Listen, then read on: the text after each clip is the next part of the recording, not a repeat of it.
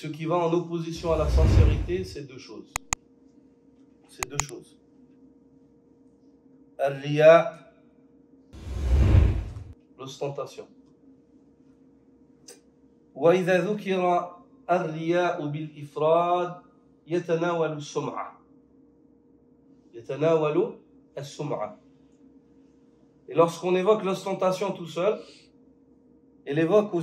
elle englobe aussi as-sum'a, le désir d'être entendu ou d'être évoqué, le prestige, le désir du prestige. والأمر الثاني إرادة الدنيا بالعمل الصالح. Et la deuxième des choses qui fait opposition à l'ikhlas, c'est le fait de désirer une chose du dunya par une œuvre par laquelle on doit désirer l'au-delà.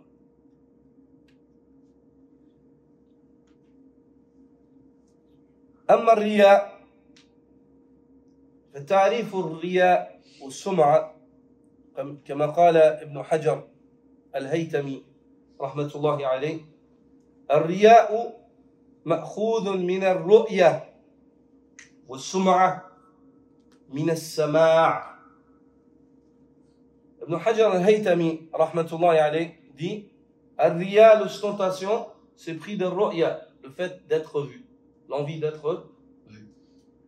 والسمعة, السمعة, c'est pris d'as-sama', l'envie d'être entendu, l'envie d'être entendu.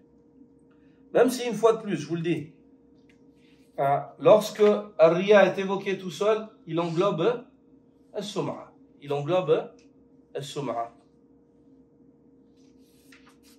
Al-Hafiz ibn Hajar, quant à lui, rahmatullah alayhi, dit فالرياء يتعلق بحاسة البصر والسمعة تتعلق بحاسة السمع.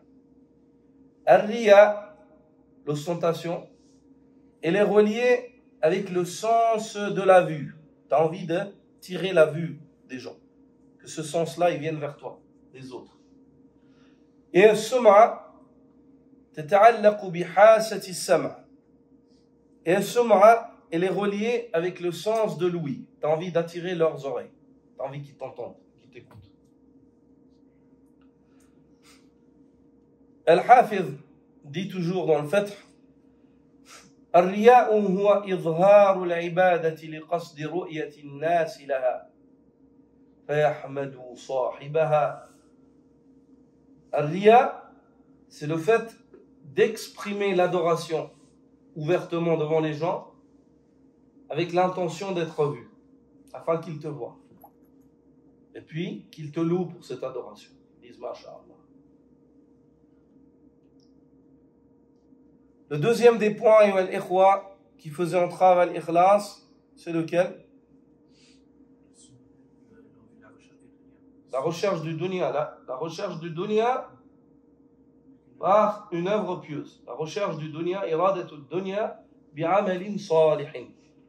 Bi'amalin salihin. Il est rapporté de Ubay ibn Ka'b, radiyallahu ta'ala anhu, que le prophète sallallahu alayhi wa sallam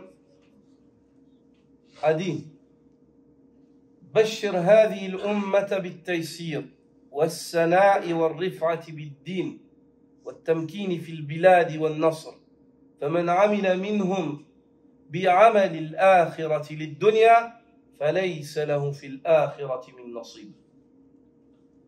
Ubay ibn Ka'b radiyallahu ta'ala anhu rapporte et dit que le prophète sallallahu alayhi wa sallam a dit annonce la bonne nouvelle à cette communauté de la facilité qu'Allah lui accorde ainsi que de la supériorité de l'élévation par la religion et de la domination sur terre et du secours d'Allah. Celui qui dans cette communauté musulmane, dans cette communauté yani ummatul ijaba, celui qui dans cette communauté pratique un acte de l'au-delà pour la vie d'ici-bas n'aura aucune part dans l'au-delà. Celui qui de cette communauté pratique un acte de l'au-delà pour la vie d'ici-bas avec l'intention d'ici-bas, il n'aura aucune part dans l'au-delà. Parmi les alamat, parmi les manières par lesquels l'homme peut jauger, évaluer sa personne.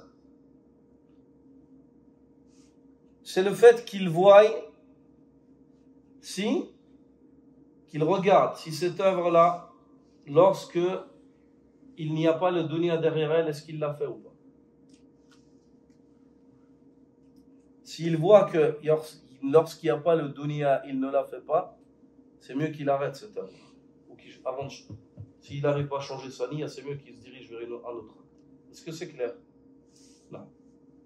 Ça, c'est parmi les moyens pratiques par lesquels l'homme jauge sa personne en cela.